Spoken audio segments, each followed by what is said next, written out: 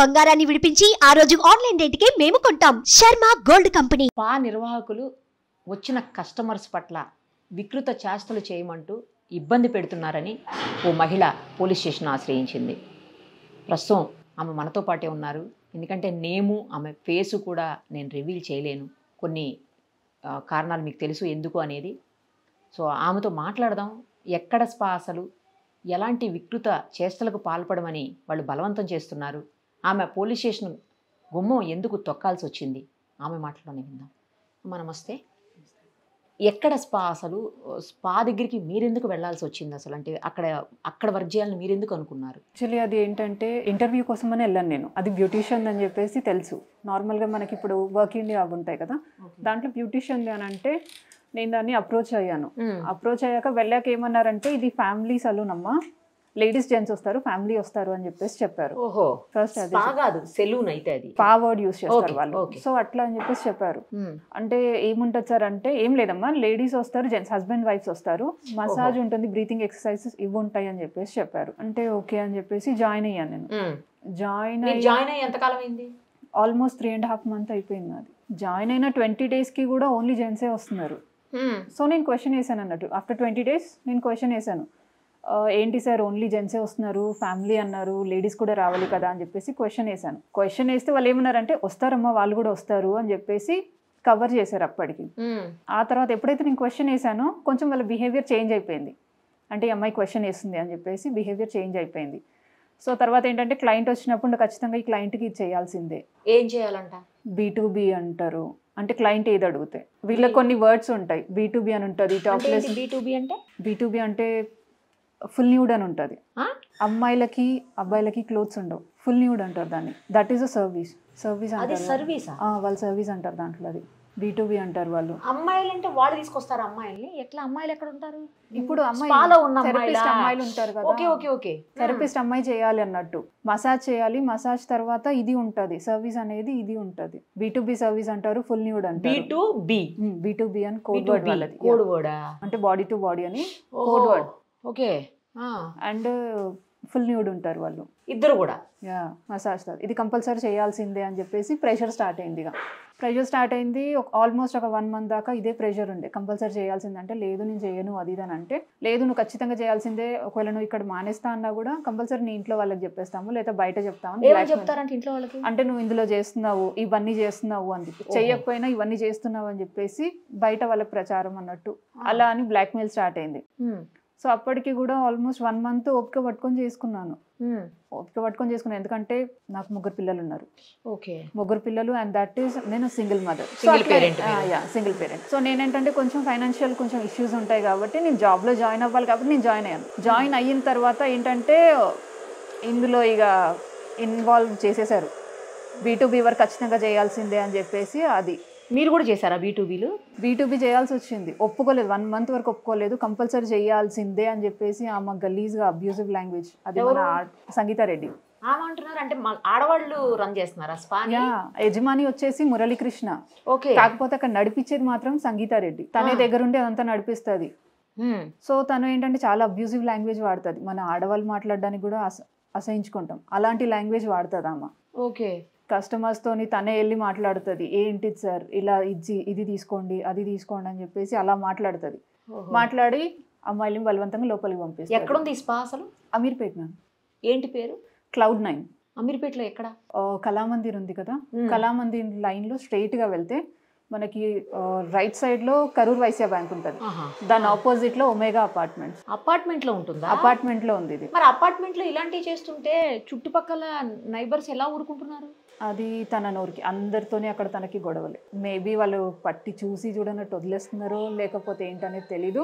But ఇప్పటి వరకు అయితే ఏ ఇష్యూస్ లేవు దానికి, అంటే ఎవరు పట్టించుకోలేదు. ఆమె ఓనా ఆ ఫ్లాట్? ఆయనది. వాళ్ళిద్దరిలో ఎవరన్నా, మురళి అనే అతను కానీ సంగీత రెడ్డిది, ఇద్దరిలో ఎవరిదన్నా అది ఓనా లేకపోతే రెంటల్ అనేది అంత ఐడియా లేదు నాకు. అంటే జనరల్ గా రెంట్ అయితే ఒప్పుకోరు కదా, చుట్టుపక్కల వాళ్ళు చాలా అబ్జెక్ట్ చేస్తారు. అది ఆల్మోస్ట్ ఉండబట్టి కూడా 4 yearsకి ఎక్కువ అవుతుందంట ఆ స్పా ఉండబట్టి కూడా. రెంట్ అని కాదు, ఓన్ అయినా కూడా అలాంటి యాక్టివిటీని అక్కడ ఎవరు ఒప్పుకోరు. కాకపోతే ఇప్పుడు నార్మల్ గా మీరు వెళ్ళి చూసినా కూడా అందులో ఇవి జరుగుతాయని మీరు కూడా నమ్మరు. ఓహో, ఓకే, తెలియదు అన్నమాట. ఎవరికి తెలియదు, నాకు తెలిసినంత వరకు అయితే ఎవరికి తెలియదు. ఆల్మోస్ట్ అక్కడ వచ్చే క్లయింట్స్ అందరికీ తెలుసు ఇలా జరుగుతుంది ఇది అని. అక్కడికి వచ్చేవాళ్ళకి తెలుసు తప్ప చుట్టుపక్కల తెలీదు కావచ్చు, నాకు తెలుసు. అట్మాస్ఫియర్ చూసినా కూడా ఎవరికి ఇవి జరుగుతాయని ఉండదు. బ్యూటీ పార్లర్ ఎలా ఉంటుందో సేమ్ అదే విధంగా ఉంటుంది అక్కడ. మరి ఎక్కడ జరుగుతాయి ఇవన్నీ? లోపల రూమ్స్లలో. ఎన్ని రూమ్స్ ఉన్నాయి లోపల? ఆల్మోస్ట్ ఇటు ఒక 2 రూమ్స్ ఉంటాయి, అటు ఒక 2 రూమ్స్ ఉంటాయి. మెయిన్ కౌంటర్ దగ్గర ఒకటి హాల్ ఉంటుంది, లాబీ ఉంటుంది. అండ్ దట్ సైడ్ ఆపోజిట్ లోనే వీళ్ళది ఇంకోటి కూడా ఉంటుంది. అందులో కూడా 2 రూమ్స్ ఉన్నాయి. లాబీ 2 రూమ్స్ అండ్ ఒక ఆఫీస్ ఉంటుంది. సేమ్ ఇందులో కూడా ఇదే ఉంటుంది. ఆ రూమ్స్లలో జరుగుతాయి. శాలరీస్ చాలా హ్యూజ్ ఉంటుందా? వాళ్ళకి ఎంత అయితే అమౌంట్ వస్తుందో దాంట్లో 50% ఉంటుంది. ఇప్పుడు ఫర్ ఎగ్జాంపుల్ 5,000 వచ్చింది అనుకోండి, 2-5 వరకు కంపల్సరీ ఇస్తారు. ఎవరు చేశారో వాళ్ళకి ఇచ్చేస్తారు. ఎవరు చేశారో వాళ్ళకి. అంటే ఇది శాలరీ బేస్డ్ కాదు? లేదు, శాలరీ బేసిక్ కాదు ఇది. లేదు, కొంతమంది శాలరీ బేసిక్ కూడా తీసుకుంటామంటే శాలరీ బేసిక్ కూడా ఇస్తారు. 25,000 ఆర్ 30,000 పర్ మంత్ ఉంటుంది. కాకపోతే ఎక్కువ శాతం ఏంటంటే ఈ ఫీల్డ్లోకి తెలవక ఎంటర్ అవుతారు. ఏంటంటే normal massage and breathing exercise ఇవే కదా అని చెప్పి ఎంటర్ అవుతారు. ఎంటర్ అయిన తర్వాత బయటికి వెళ్ళే ఛాన్సెస్ వాళ్ళకి లేవు. ఆ ఛాన్సెస్ వీళ్ళు ఇవ్వరు కూడా. ఎందుకు? బ్లాక్మెయిలింగ్ అంతే, వెళ్ళనివ్వరు ఎవరిని. ఒక్కసారి ఇందులోకి ఎంటర్ అయిన తర్వాత ఒక అమ్మాయి వెళ్ళాలి అనుకున్నా వెళ్ళలేదు. సిచ్యువేషన్స్ అలా ఉంటాయి. కొంతమంది ఏంటంటే ఫ్యామిలీ సిచ్యువేషన్స్ని బట్టి వాళ్ళు ఏదైతే ఏందో ఆల్రెడీ వచ్చేసాం కదా అన్నట్టు అడ్జస్ట్ అయిపోతారు. కొంతమంది పిల్లలు ఏంటంటే భయపడతారు, బయటికి వెళ్ళి చెప్పడానికి కూడా భయపడతారు. సో అట్లా అని చెప్పేసి ఎవరు బయటికి కూడా రాలేదు ఇప్పటి వరకు. ఇప్పుడు మీరు దాదాపు 3.5 months నుంచి చేస్తున్నాను అన్నారు. ఫస్ట్ 1 month ప్రాబ్లం లేదు మీకు? లేదు. తర్వాత నుంచి ప్రాబ్లం స్టార్ట్ అయింది. స్టార్ట్ అయినప్పుడు మరి తర్వాత అంటే ఆల్మోస్ట్ 2.5 నెలలు మీరు వాళ్ళు చెప్పినట్టు చేశారు. నాట్ 2.5 నెలలు. ఏంటంటే ఫస్ట్ 1 month తర్వాత నాకు ప్రెషర్ అనేది స్టార్ట్ అయింది. సో బ్లాక్ మెయిలింగ్ అది ఇది వల్ల ఏంటంటే B2B వరకు నేను చేయాల్సి వచ్చింది. దట్ అంటే B2Bలో కూడా ఫుల్ న్యూడ్ ఉంటుంది సపరేట్, B2B వరకు ఉంటుంది. ఫుల్ న్యూడ్ అంటే ఫుల్ న్యూడ్ ఉండాల్సిందే కంపల్సరీ. B2B అంటే ఫుల్ న్యూడ్ ఉండరు. మాక్సిమం క్లోత్స్ ఉంటాయి అమ్మాయిలకి, చేసే అమ్మాయిలకి. మరి మీరు ఇందాక ఇద్దరు ఫుల్ న్యూడే ఉంటారు? ఫుల్ న్యూడ్ అది B2B ఉంటుంది. ఇందులో ఫుల్ న్యూడ్ ఉంటుంది, టాప్లెస్ ఉంటుంది, హ్యాండ్ జాబ్ అనేది సపరేట్ ఉంటుంది, ఎక్స్ట్రా సర్వీస్ అనేది కూడా ఉంటుంది ఇందులో. అంటే కొన్ని కోడ్ వర్డ్స్ ఉంటాయి వీళ్ళకి. క్లయింట్ అడిగేదాన్ని బట్టి వీళ్ళు ప్రొసీడ్ అవుతారు అన్నట్టు. కోడ్ వర్డ్స్ ఉంటాయా? కోడ్ వర్డ్స్ ఉంటాయి. ఒకటి B2B ఒకటి, ఫుల్ న్యూడ్ ఒకటి, టాప్లెస్ ఒకటి. ఇవే ఇక నార్మల్ ఇంతే. టాప్లెస్ ఒకటి ఉంటుంది, హ్యాండ్ జాబ్ అని చెప్పేసి ఒకటి అంటారు, అండ్ ఎక్స్ట్రా సర్వీస్. లాస్ట్ వచ్చేసి ఫుల్ సర్వీస్ అంటారు దాన్ని, ఎక్స్ట్రా సర్వీస్ అంటారు దాన్ని. ఫుల్ సర్వీస్, ఎక్స్ట్రా సర్వీసా? ఏంటో మరి అర్థం కాలేదు. సరే, ఏదైనా కూడా అది చెయ్యకూడనటువంటి పనులు అనేది మాత్రం అర్థమవుతుంది. So after 2nd month start అయిపోయింది. ఈ ఫోర్స్ వల్ల ఏంటంటే B2B వరకు చేయడం జరిగింది. తర్వాత ఈ ప్రెషర్లో, ఈ బ్లాక్మెయిలింగ్లో ఏంటంటే B2B వర్క్ చేస్తున్నాను కదా అని చెప్పేసి ఇంకా ప్రెషర్ ఎక్కువైపోయింది. ఇంకా ప్రెషర్ ఎక్కువైపోయింది. దేనికంటే ఎక్స్ట్రా సర్వీస్ చేయాలి నువ్వు. ఫుల్ సర్వీస్ నువ్వు ఖచ్చితంగా చేయాల్సిందే. ఫుల్ సర్వీస్, ఎక్స్ట్రా సర్వీసులు ఏమొస్తాయి? అది నువ్వు ఖచ్చితంగా చేయాల్సిందే. ఈ ఇష్యూ ఇక్కడ దాకా రావడానికి కారణం అదే. నేను అది చెయ్యను అంటే చెయ్యను అని కూర్చోవడం వల్ల తను చేయలేపడం అండ్ గలీజ్గా మాట్లాడడం ఇవన్నీ స్టార్ట్ చేసింది. నేను ఒప్పుకోకపోవడానికి కారణమే ఇక్కడి వరకు తీసుకురావడం. సో ఏంటంటే ఇది ఇక్కడ దాకా ఇంకా తను ప్రెషర్ ఎక్కువ అవుతుంది, ఖచ్చితంగా నువ్వు వెళ్ళాల్సిందే అన్న ప్రెషర్ ఇంకా ఎక్కువ పెడుతుంది తను. డైలీ ఏంటంటే మాటలు చేతలు తనవి చాలా ఎక్కువైపోతున్నాయి. సో నేను లాస్ట్ ఒక 1 week 2 weeks క్రితం కూడా నేను బంద్ చేశాను. నేను సిచ్యువేషన్ కొంచెం బాగాలేదని ఏదో ఒకటి చెప్పేసి నేను కవర్ చేసుకొని నేను వెళ్ళలేదు. కాకపోతే అమౌంట్ రావాల్సి ఉండే నాది, డైలీ పేమెంట్ ఇది. సో ఏంటంటే నేను పిల్లలు కదా డైలీ తీసుకుంటే ఏమవుతుందంటే నాకు ఖర్చు అయిపోతాయి. సో నా దగ్గర ఉండవు కదా అని చెప్పేసి తనకు చెప్పాను, నేను ఒకటేసారి తీసుకుంటాను అక్క, నీ దగ్గర ఉంచు అని చెప్పేసి చెప్పాను. నాకు ఎప్పుడైతే ఎంత అవసరం ఉందో కొన్ని తీసుకున్నాను, మిగిలినంత తన దగ్గరే పెట్టాను. అమౌంట్ కోసమని వెళ్ళాను నేను రీసెంట్గా. వెళ్ళిన రోజు కూడా నువ్వు ఫస్ట్ అమౌంట్ కాదు, నువ్వు క్లయింట్కి వెళ్తావా లేదా అని చెప్పేసి స్టార్ట్ చేసింది. నువ్వు ఇన్ని రోజులు ఎందుకు రాలేదు అసలు అంటే నీకు భయం లేకుండా పోయింది అని చెప్పేసి ఆ రోజు కూడా గలీజ్గా మాట్లాడడం స్టార్ట్ చేసింది. సో ఆ రోజే నేను ఇదంతా తట్టుకోలేక ఏంటంటే దీనికో ఫుల్ స్టాప్ అనేది పెట్టాలి అని చెప్పేసి ఆలోచించుకున్నాను. ఇక ఆ రోజు ఆలోచించుకొని నేను ఇంటికి కాల్ చేశాను. కాల్ చేసి ఇది సిచ్యువేషన్, ఇది జరుగుతుంది అని చెప్పేసి చెప్పాను. చెప్తే తనతో మాట్లాడు అని చెప్పేసి తను ఇలా గలీజ్గా ఆల్రెడీ తిట్టింది. తిడితేనే నేను మేడంతో ఫోన్ చేయించాను. ఫోన్ చేపిస్తే మేడంని కూడా తిట్టారు. గలీజ్ అబ్యూజివ్ లాంగ్వేజ్ వాడింది. వాడి ఏమంటుందంటే ఎవరికి చెప్పుకుంటావు చెప్పుకోపో, అమౌంట్ నెల మామూలు ఇలా పడేసాం మేము, నువ్వు ఎవరి దగ్గరికి పోయినా ప్రయోజనం. ఎవరికి పడేశారంట? పోలీస్ వాళ్ళకి పడేసాము అని చెప్పేసి అని అన్నారు వీళ్ళు. అంటే సరేలే అని చెప్పేసి ఇలా పడేసాము అది ఇది అని చెప్పేసి అంటే ఆ రోజు మేడం ఏమన్నారంటే నువ్వు బయటకు వచ్చేసే ఫస్ట్ అక్కడ నుంచి అని చెప్పేసి అన్నారు. అమౌంట్ వదిలేసి తర్వాత మాట్లాడదాం దాని గురించి, నువ్వు ఫస్ట్ బయటకు వచ్చేసే అన్నారు. సరే అని చెప్పేసి నేను ఆ రోజు అక్కడ నుంచి బయటకు వచ్చేసాను. వచ్చేసాక మేడం ఏసీపీ సార్ కాల్ చేశారు. కాల్ చేస్తే సార్ అన్నారు ఒకటే మాట అన్నారు, ఫస్ట్ రెండమ్మ వచ్చి కంప్లైంట్ ఇవ్వండి అన్నారు. నేను వెళ్ళి కంప్లైంట్ ఇవ్వడం జరిగింది. సిఐ సార్తో మాట్లాడాను, ఎస్ఐ సార్తో మాట్లాడాను. కంప్లైంట్ ఇమీడియట్గా వాళ్ళు తీసుకున్నారు. తీసుకొని ఎఫ్ఐఆర్ ఫైల్ చేశారు. అండ్ మొన్న స్టేట్మెంట్ కోసం నన్ను పిలిచారు. పిలిచినప్పుడు వాళ్ళని కూడా పిలిపించారు. వాళ్ళని తర్వాత వాళ్ళతో ఏం మాట్లాడారో నాకు తెలియదు అది. బట్ ఇమీడియట్గా యాక్షన్ అయితే పోలీస్ వాళ్ళు తీసుకున్నారు. కానీ నాకు ఒక విషయం అర్థం కావట్లేదు ఏంటంటే, ఎప్పుడైతే మీకు ప్రాబ్లం స్టార్ట్ అయిందో, ఎప్పుడైతే వాళ్ళు ప్రెజర్ చేయడం స్టార్ట్ చేశారో, ఆ రోజే కామ్గా కూల్గా మీకు రావాల్సిన అమౌంట్ తీసుకొని సరే రేపటి నుంచి వస్తానని చెప్పేసి మీరు ఎందుకు రాలేదు బయటకు? నేను ఇప్పుడు అలా రాకపోయినా కూడా తను బ్లాక్మెయిలింగ్ కదా. ఏం బ్లాక్మెయిల్ చేస్తారు మిమ్మల్ని? బయట చెప్తాము అని చెప్పేసి, నువ్వు చేయకపోయినా నువ్వు ఇది చేసాము అని చెప్తాము అని చెప్పేసి. యాక్చువల్లీ ఏంటంటే నేను భయపడడానికి కారణం తను బ్లాక్మెయిల్ ఒకటి. నేను బయట ఎవరికి చెప్పుకోగలుగుతాను? నేను ఒక సింగిల్ పేరెంట్ని. ఇప్పుడు ఖచ్చితంగా తెలియని వాళ్ళు కూడా ఏమంటారు, నువ్వు ఖచ్చితంగా చేసే ఉంటావు. ఇప్పుడు మన సొసైటీలో జరిగేది అదే కదా. ఒక అమ్మాయి చేయకపోయినా ఒక మాట ఒక అమ్మాయిని అన్నారంటే ఖచ్చితంగా అమ్మాయి చేసే ఉంటుంది. అందులో ఒకటి హస్బెండ్ వదిలేసింది అని అంటారు. హస్బెండ్ వదిలేసిందంటే ఖచ్చితంగా ఈ మనీ చేసే ఉంటుంది ఆ అమ్మాయి అని చెప్పేసి ఖచ్చితంగా అంటారు. ఆ భయం నాకు ఉండేది. కాకపోతే లాస్ట్ ఫైనల్గా ఏంటంటే సీరియస్ అవ్వడం వల్ల నేను ముందుకు వచ్చాను. ఎందుకంటే సరే ఏదైతే అది అయింది, ఎవరు ఏదనుకున్నా పర్వాలేదని చెప్పేసి అనుకొని నేను ముందుకు రావడం జరిగింది. ఎందుకంటే రేపటి రోజున మళ్ళీ ఇదే సిచ్యువేషన్ వేరే అమ్మాయిలకు రాకూడదు. ఇలాంటి వెళ్ళిన వాళ్ళు ఉంటారు కదా, పెళ్లిగాని అమ్మాయిలు కూడా ఇలాంటి సిచ్యువేషన్స్లలో ఇరుక్కుంటున్నారు. అయ్యో, పెళ్లిగాని అమ్మాయిలు ఉన్నారు, పెళ్ళైన వాళ్ళు కూడా ఉన్నారు. ఇందులో వాళ్ళు సఫర్ అవుతున్నారు, వాళ్ళు బయటికి రాలేకపోతున్నారు. సో ఏంటంటే ఈ సిచ్యువేషన్ నేనన్నా కనీసం బయటికి వచ్చేసి ఒక మాట బయట చెప్తే వాళ్ళన్న బయటపడతారు కదా ఇందులోంచి, వేరే వాళ్ళు ఇందులో ఇరుక్కోకుండా ఉంటారు కదా అని చెప్పేసి నేను ముందుకు వచ్చి ఈ మాట కంప్లైంట్ ఇవ్వడం జరిగింది. ఎంతమంది ఉన్నారు లోపల అమ్మాయిలు? ఇంకా 4 members దాకా ఉన్నారు. అంటే ఓన్లీ ఇందులోనే ఒక 4 members అమ్మాయిలు ఉన్నారు. ఇంకా వాళ్ళవి 2 స్పాలు ఉన్నాయి. ఇంకా వేరే చోట కూడా ఉన్నాయి. ఇంకా వేరే చోట ఉన్నాయి. ఒకటి సోమాజిగూడలో ఉంది, ఓరియన్ స్పా అని చెప్పేసి. ఇంకొకటి కుకట్పల్లిలో ఉంది. దాని పేరేంటి? ఆ పేరు నాకు ఐడియా లేదు. బట్ కుకట్పల్లిలో ఒకటి ఉంది, సోమాజిగూడలో ఒకటి ఉంది, అండ్ ఇదొకటి అమీర్పేట్. మీ దగ్గర 4 members, మీరు కాకుండా 4 ఉన్నారా? 4 members ఉన్నారు. ఇంకా ఎంతమంది వస్తారు రోజుకి స్పాకి? డైలీ ఒక 15 members వరకు వస్తారు.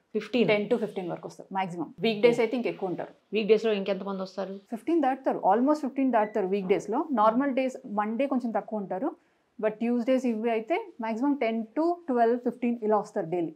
ఆడవాళ్ళు కూడా వస్తారా? లేడీస్ చూడలేదు ఇప్పటి వరకు నేను అక్కడ. లేదు, ఓన్లీ మగవాళ్ళు లేరు, ఓన్లీ జెంట్స్ అక్కడికి వచ్చేది. స్టార్టింగ్ వీళ్ళు ఏం చెప్తారంటే ఫ్యామిలీ స్పా అని చెప్తారు, కాకపోతే అక్కడికి వచ్చే వాళ్ళంతా జెంట్సే. సర్వీసెస్ కోసం ఎక్కువ వస్తారు వాళ్ళు అక్కడికి. సర్వీస్ అంటే ఏంటి? అది వేరే లాంగ్వేజ్ మళ్ళీ. ఇప్పుడు నేను చెప్పింది అది ఇవే. Okay okay.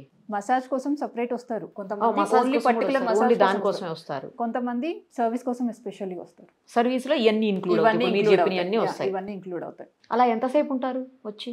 ఇందులో ఒక 1 hour ఉంటారు. 1/2 hour మసాజ్ ఉంటుంది, 1/2 hour సర్వీస్ ఉంటుంది. జస్ట్ మసాజ్ వరకు 1/2 hour తర్వాత వెళ్ళిపోయేటోళ్ళు ఉంటారు. లేదు, వాళ్ళతో ఈ ప్రాబ్లం ఉండదు. మీరు ఏదో చూశాను నేను, అంటే పోలీసులకి ఇచ్చిన రిపోర్ట్ లో సంథింగ్ ఎక్కడో చెప్పినట్టుంది, కిస్ పెట్టాలి కంపల్సరీ, దానికోసం కూడా ప్రెజర్ చేస్తారు అని చెప్పేసి. ఆ ప్రెజర్ ఎవరు చేస్తారు? కస్టమర్ వచ్చిన వాళ్ళు చేస్తారా, లేకపోతే నిర్వాహకులే అట్లా చేపిస్తారా? ఎవరైతే ఆర్గనైజర్స్ ఉన్నారో వాళ్ళు చేయిస్తారా అట్లా? కస్టమర్ అడుగుతారు. ఒకవేళ మనం ఒప్పుకోకపోతే కంపల్సరీ సంగీత రెడ్డి ఎవరైతే ఉన్నారో ఆవిడని పిలుస్తారు. పిలిచి ఇలా చేయట్లేదు అని చెప్పేసి చెప్తే తిన దగ్గర నుంచి మాకు ప్రెషర్ వస్తుంది.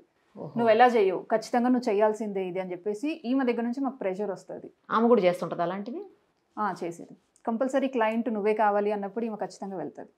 అంతకుముందు కూడా తనే చేసేది, బట్ ఈ మధ్య కొంచెం తగ్గింది. బట్ క్లయింట్ కంపల్సరీ నువ్వు కావాలి అన్నప్పుడు తను కూడా వెళ్తుంది.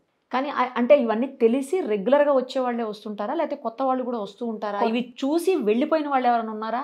ఏంటి ఇక్కడ ఇలా ఉంది, ఓన్లీ మేము మసాజ్ అనుకున్నాము, ఇట్లా చండాలంగా ఉంది ఏంటని వెళ్ళిపోయేటోళ్ళు ఎవరైనా ఉంటారా? లేదు, ఎవ్వరు లేదు. ఆల్మోస్ట్ 99% అంతా తెలిసే వస్తారు.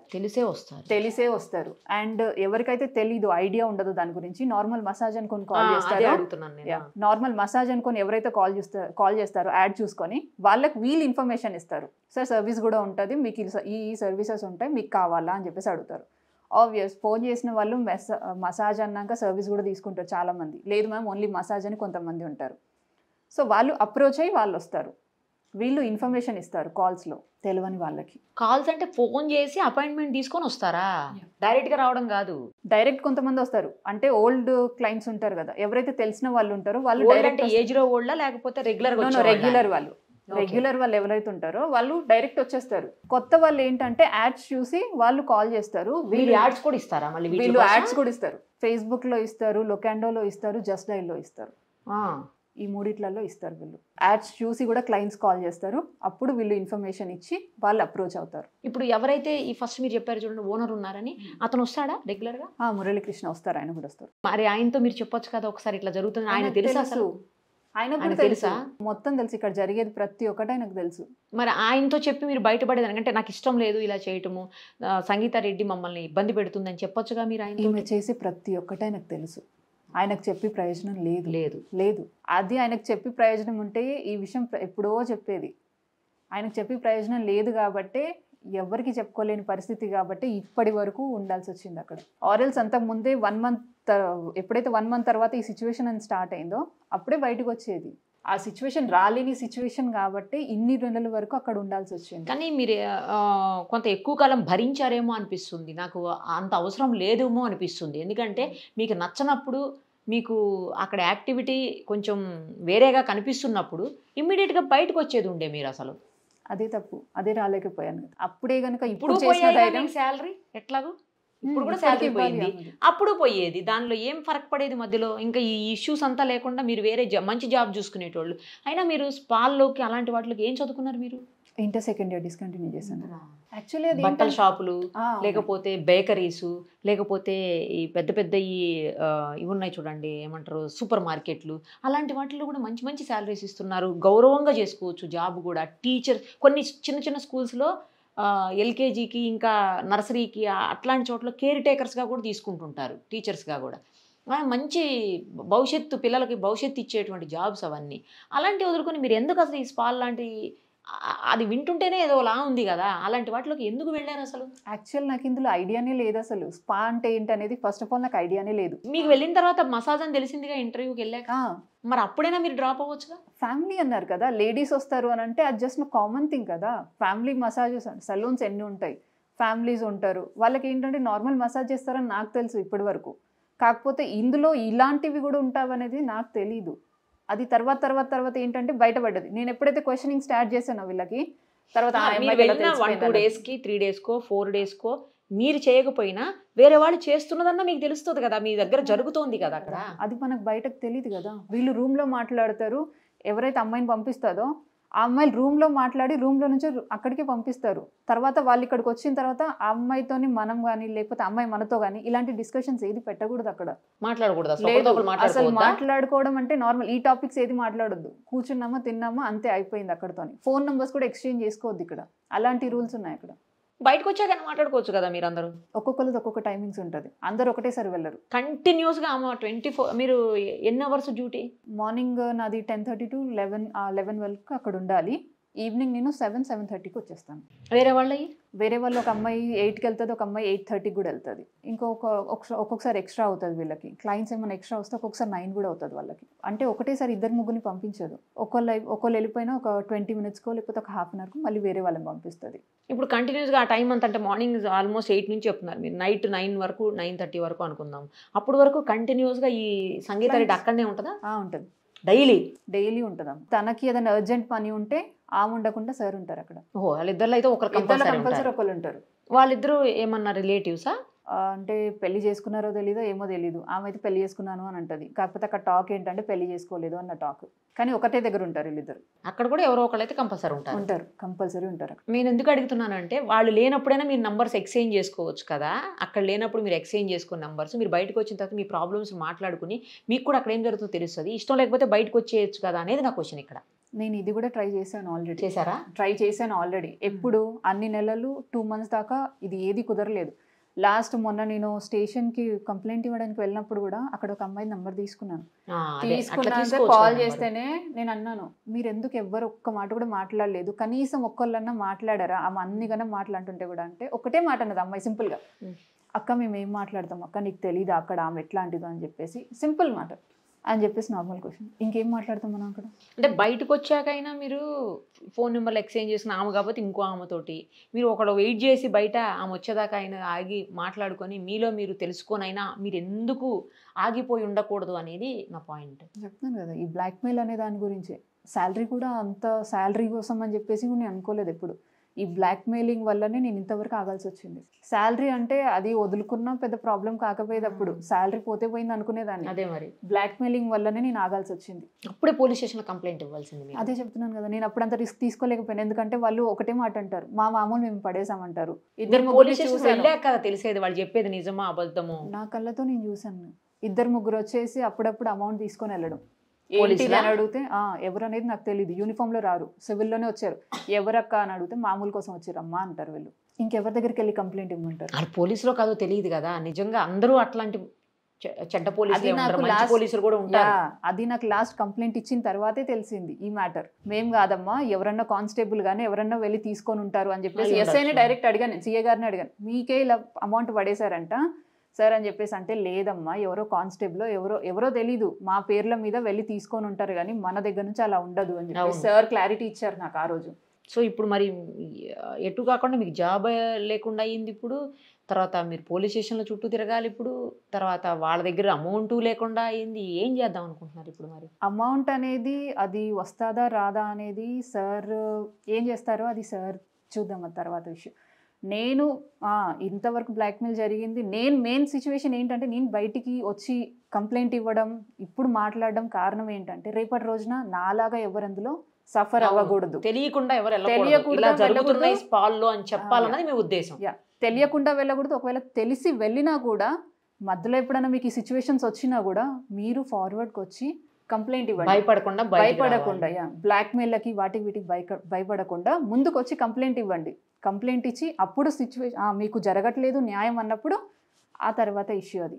ఫస్ట్ అయితే మీరు వచ్చి కంప్లైంట్ ఇవ్వండి, మీరు బయటపడండి అందులోంచి అని చెప్పేసి నేను చెప్పేది. ఎవరు తెలిసి ఇందులో ఇరకకండి, ఒకవేళ ఉన్నా కూడా ఆ సిచ్యువేషన్స్లలో బయటికి రండి అని చెప్పడానికే నేను ఈ కంప్లైంట్ ఇవ్వడం జరిగింది. లేదు, ఇది మాత్రం మంచి పని చేశారు మీరు. అక్కడతో ఆగకుండా, అంటే బ్లాక్మెయిలింగ్కి భయపడకుండా అక్కడతో ఆగిపోయి నాకెందుకు అని అనుకోకుండా, లేకపోతే నా పేరు బదనాం అవుతుందేమో అని ఆలోచించకుండా బయటకు వచ్చి వేరే వాళ్ళకి హెల్ప్ చేయాలన్న ఉద్దేశంతో మీరు వచ్చి చెప్తున్నారు. అది మాత్రం నిజంగా అప్రిషియేట్ చేయాల్సిన అంశం అది. ఎనీహో మీకైతే న్యాయం జరుగుతుంది అని అంటే మీరు ఏం న్యాయం కోరుకుంటారు ఇప్పుడు? అలాంటివి జరగకుండా చెయ్యాలి, అంతే కదా. ఎక్కడ కూడా ఎవరికి అలా జరగకూడదు. అలా ఇష్టం లేకుండా బలవంతంగా అట్లా ఎట్లా చేస్తారు నాకు అర్థం కాదు అసలు. అంతే. ఈ స్పాలోని ఇలా జరుగుతుందా, లేకపోతే ఇంకా కొన్ని చోట్ల జరుగుతుండొచ్చు? ఎందుకంటే మంచి స్పాలు ఉన్నాయని వింటుంటాము. మేమైతే ఎప్పుడు ఎక్కడ చూడలేదు కానీ బట్ వింటాం మంచి స్పాలు ఉన్నాయి అని చెప్పేసి. కానీ ఇలా ఏమో అసలు ఏం అర్థం అవ్వట్లేదు మీరు చెప్తుంటే. అంతా కొన్ని లాంగ్వేజ్ కోడ్లు అవన్నీ వింటుంటే కూడా కొంచెం విచిత్రంగా అనిపిస్తుంది. తెలియని వాళ్ళకి అంతే ఉంటుంది. యాక్చువల్ నాకు కూడా స్టార్టింగ్ లో తెలియదు ఇది. అర్థమైంది నాకు. ఆల్రెడీ నేను చూసాను కాబట్టి నాకు తెలుసు, నాకు ఐడియా జరుగుతుంటే. అంటే కంప్లైంట్ రాకపోతే పోలీసులకు కూడా తెలియదేమో. ఏ అమ్మాయి ముందుకు రాదు. ఏంటంటే ఫస్ట్ ఆఫ్ ఆల్ తనకి సొసైటీ భయం ఉంటుంది, ఏమనుకుంటారు ఏంటనేది. అండ్ సెకండ్ ఇష్యూ ఏంటంటే వాళ్ళు బ్లాక్మెయిల్ చేస్తూ ఉంటారు. ఇదొకటి పరువు, మెయిన్ పరువు గురించి ఆలోచిస్తారు. కరెక్ట్. వీటి వల్ల ఎవరు బయటికి రారు. ఇప్పుడు నేను కూడా అదే అనుకునేది, నేను కూడా బయటికి వచ్చేదాన్ని కాదు. ఏంటంటే వేరే వాళ్ళు ఇలాంటి సిచ్యువేషన్స్ లలో పడకూడదు, ఒకవేళ ఈ సిచ్యువేషన్ లో ఉన్న వాళ్ళన్న బయటికి వచ్చేస్తారని చెప్పేసి నేను ముందు మంచి డెసిషన్ తీసుకున్నాను. అందులో ఒకటి నేను కూడా టెన్షన్ పడ్డాను, కంప్లైంట్ ఇవ్వాలా వద్దని ఆలోచించాను. నూర్జహాన్ గారు మేడం, సో ఆవిడ ఏమన్నారంటే, లేదు నువ్వు ముందుకు వస్తేనే కదా రేపు వేరే వాళ్ళకి ఇలాంటివి ఉండవు, సిచ్యువేషన్స్ ఉండవు కదా, మనమన్నా ముందుకు రావాలి. మనం ఒకళ్ళ గురించి పనిచేసినప్పుడు మనకు కూడా జరుగుతుంది కదా మంచి అనేది అని చెప్పేసి చెప్పడంతో సరే అని చెప్పేసి నేను వచ్చి ముందుకు వచ్చి కంప్లైంట్ ఇవ్వడం జరిగింది. ఇది సరే, మీకైతే న్యాయం జరుగుతుందని ఆశిస్తున్నాను. ఇంకోటి ఏంటంటే, ఎవరు కూడా ఇప్పుడు మీది చూసిన తర్వాత ఇలాంటి వాటి జోలికి ఎవరు వెళ్ళకుండా ఉంటే బెటరు. ఇప్పటికి మీరు కూడా మంచి గౌరవప్రదమైన జాబ్ ఏదన్నా చూసుకొని, ఇలాంటి ఇష్యూస్ లేని చోట మంచిగా జాబ్ చేసుకొని మీ ఫ్యామిలీ, మెయిన్లీ మీ పిల్లల్ని మీరు చూసుకోండి. థ్యాంక్ యూ అండి. Thank you so much.